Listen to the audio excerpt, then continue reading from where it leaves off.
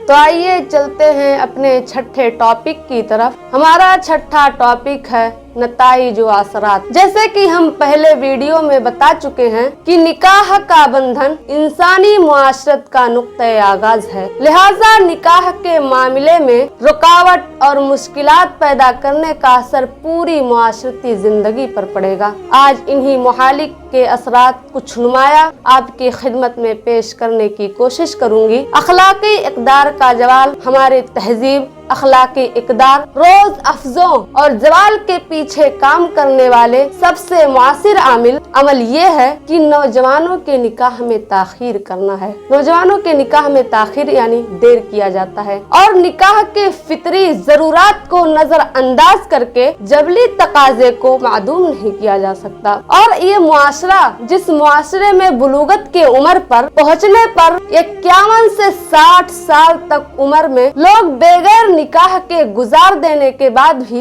इसको मामूली बात समझते हैं, और जिस मुआशरे में इस चीज को मामूली बात समझा जाए तो उस मुआशरे में बेराह रवी का फैलना कोई बड़ी बात नहीं है, कोई मुश्किल बात उनके लिए नहीं है। अगर इस सैलाब के आगे बंधन नहीं बांधा गया तो बहुत जल्द ये सील बेपनाह हमारी बची हुई अखलाकी इक़दार को अपने साथ बहाकर उस मकाम पर लेकर जाएगी जिसका इजहार बरतानिया में किया गया था। अभी हाल ही में एक सर्वे हुआ था, उस सर्वे के मुताबिक 100 में से 99% बरतानवी लड़की ऐसी थी जो निकाह भी उनका नहीं हुआ था, लेकिन वो कुंवारी भी नहीं थी। और इसका सबसे मेन वजह ये है, सबसे फर्स्ट वजह और इसका सबसे पहला जरिया ये है कि शादी में ताखीर करना। शादी में ताखीर करना, इस बेरहरवी को फैलाना और इस सैलाब को फैलाना इसका अहम जरिया है। तो ये है निकाह में ताखीर करने का नताइज और असरात। ये रहा हमारा छठा टॉपिक। आइए चलते हैं अपने 7वें टॉपिक की तरफ। हमारा 7वां टॉपिक है नफसानी मसाइल। अहले अरब अपने औलाद को मुफलिसी के डर से कत्ल कर देते थे। वो ये सोचते थे कि हम अपने औलाद को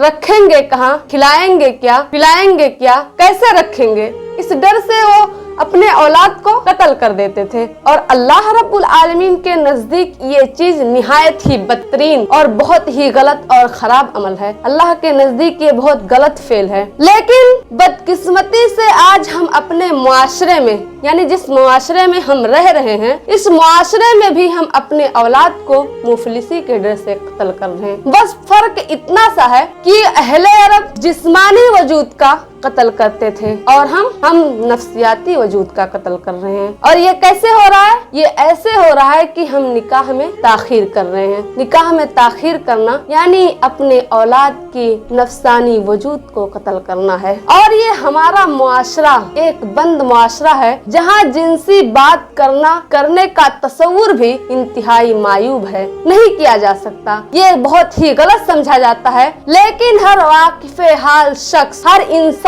इस बात से बाखूबी आगाह है कि मसनाई मामलात इंसान की जिंदगी को, इंसान की शख्सियत पर गहरा असर मुरतब होता है, यानी इससे इंसान बर्बाद हो जाता है। ये हर किसी को ये बात मालूम है। नौजवानी में तो इंसान अपने दरेचे से दुनिया को देखता है, लेकिन जब ये दरेचा बंद हो जाता है तो गोया कि उस पर जैसे कि रोशनी और ताजा हवा का दरवाजा ही बंद हो जाता है। फिर क्या होता है? फिर यही होता है कि वो नफ्सियाती घुटन में रह कर और पल कर नफ्सियाती अमराज का बाइस बन जाता है। और उसी में रहने की वजह से ये बाइस बनने के बाद लोग बार बार रद्द करते हैं, यानी आने वाले रिश्ते को बार बार रद्द करना और तवील अरसे तक बेयकीनी के सूली पर लटकते रहना इंसान की इंसानी शख्सियत की नफ्सियाती तवाजन को बिल्कुल बिगाड़ कर रख देता है। तो ये है नफ्सियाती मसाइल। और नफ्सियाती मसाइल कब होगा? जब इंसान के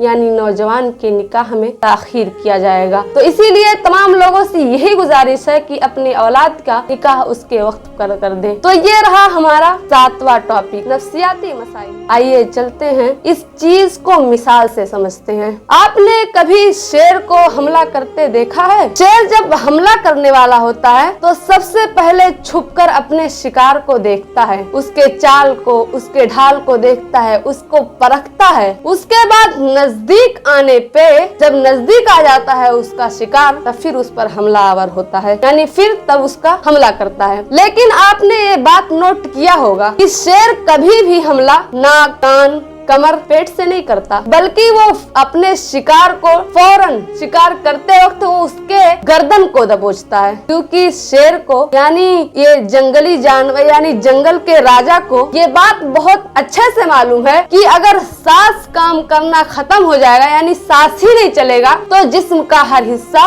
काम नहीं करेगा। वो इसको बहुत अच्छे से मालूम है। और इंसान का जिंदा रहना यही बहुत बड़ी बात है, इससे बड़ी नेमत तो कुछ हो ही नहीं सकती है। तो ये बात को मालूम है, इसलिए वो गर्दन को दबोच कर अपने उसमें दबोच लेता है और उसके गिरफ्त में उसका शिकार तड़पते रहता है। तो बस बिल्कुल ऐसे ही समझिए, ऐसे ही है ये नफ्स का मसला। जब नफ्स हमला करता है इंसान पर, तो उसका दिमाग और उसका दिल बिल्कुल मफलूज हो जाता है, उसका जिस्म काम करना छोड़ देता है, वो नहीं समझ पाता है। और ये इंसानी जिस्म पर सबसे हार्ड और सबसे खतरनाक हमला है। क्यों? इसलिए क्योंकि शेर और नफ्स ये दोनों चीज शिकार करने में बहुत माहिर हैं। इनको शिकार करने का तरीका बड़ा अच्छा मालूम है। लेकिन एक बात और समझ लीजिए कि रही बात शेर के हमला करने का, तो शेर के हमला करने में कोई कवायद और कोई वसूल है, लेकिन ये नफ्स जो है एकदम भी बेवसूल है। यानी जब नफ्स का हमला इंसान पर होता है तो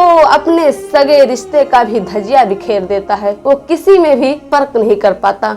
ये निहायत ही नुकसानदेह है और इंसान जानवर जैसे तमीज को भी भूल जाता है। ये बहुत ही खतरनाक और बहुत ही भयानक है। इसीलिए इस्लामी कवानीन ने इस चीज को सख्ती से लिया है और सख्ती से लोगों को हुक्म दिया है कि अपने औलाद का बालिग होते ही उसका निकाह कर दो, यानी उसके घर को बसा दो। और अगर आप ऐसा नहीं करेंगे तो फिर क्या हो जाएगा? गुनाह बढ़ जाएगा, और गुनाह बढ़ेगा तो आप बिल्कुल ऐसे ही समझिए जैसे शेर का भूखा, नफ्स का भूखा बिल्कुल शेर के भूखे की तरह होता है। और जब शेर भूखा होता है तो वो हलाल और हराम में फर्क नहीं करता, बल्कि बस उसे अपने भूख मिटाने से ही मतलब रहता है। इससे ज्यादा उसको कोई भी मतलब नहीं है, बस अपना भूख उसको मिटना चाहिए, वो हलाल है या फिर हराम, उसको कोई फर्क नहीं पड़ता। तो बिल्कुल ऐसे ही नफ्स का हमला है। जब इंसान, तो इससे पहले कि तुम्हारी औलाद, तुम्हारे बच्चे नफ्स के हाथों मजबूर होकर हलाल और हराम में फर्क करना छोड़ दे, इससे पहले उनका निकाह कर दो